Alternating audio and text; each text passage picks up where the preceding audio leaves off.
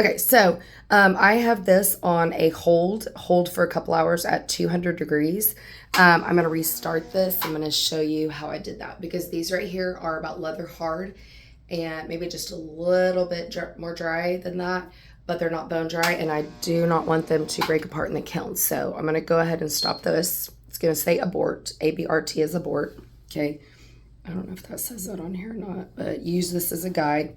This is a Paragon kiln, and this right here, this is the electric kiln setter. This is what controls it.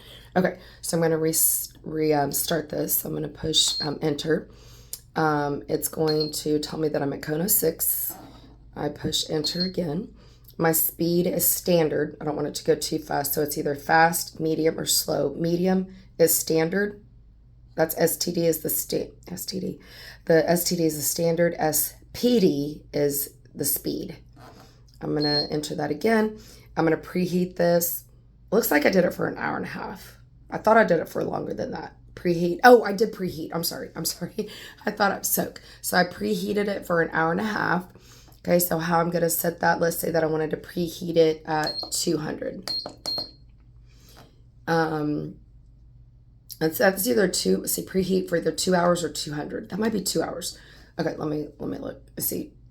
Hold for, okay, yeah, that was preheat at 200 degrees. Sorry.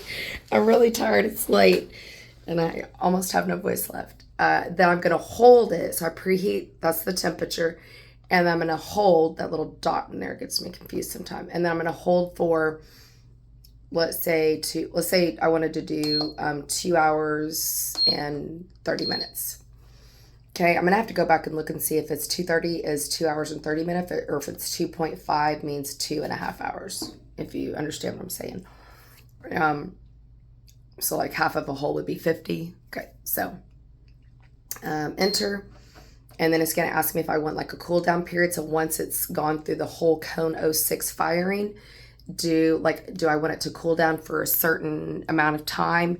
I say no. I'm just going to let it cool down naturally in the kiln unless I open the lid like I do sometimes, and then let it cool down a little bit quicker. Let's see. And firing cost. Well, that'd be interesting. Okay, I'm going to push it again. And okay, so this is the current temperature. So usually it'll read like say 68, 70, depending on how warm your classroom is. This will read 70 when it feels like my classroom's like 76. But anyway, and then I'm going to enter STRT, that's start, and you're going to hear it start to fire.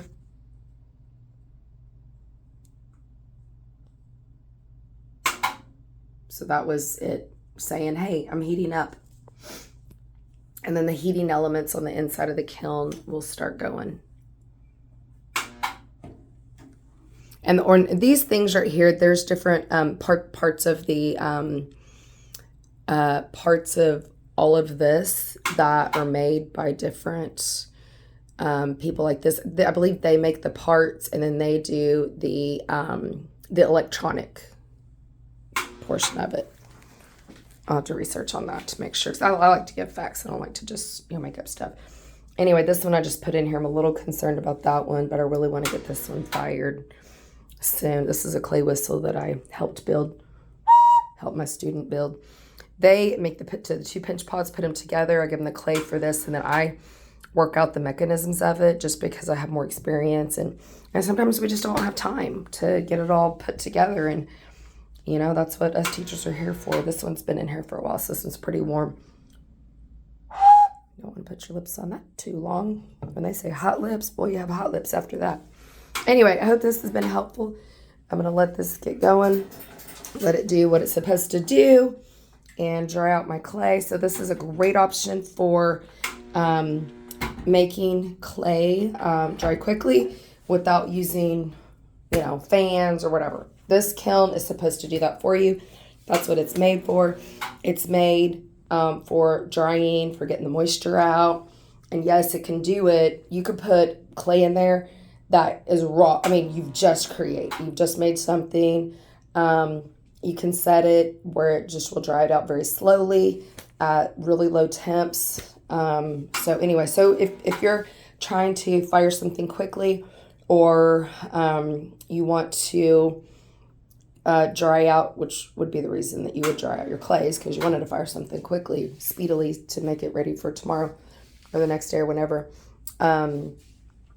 You can dry your little clay artworks in the kiln. Thanks, guys, for watching. Bye.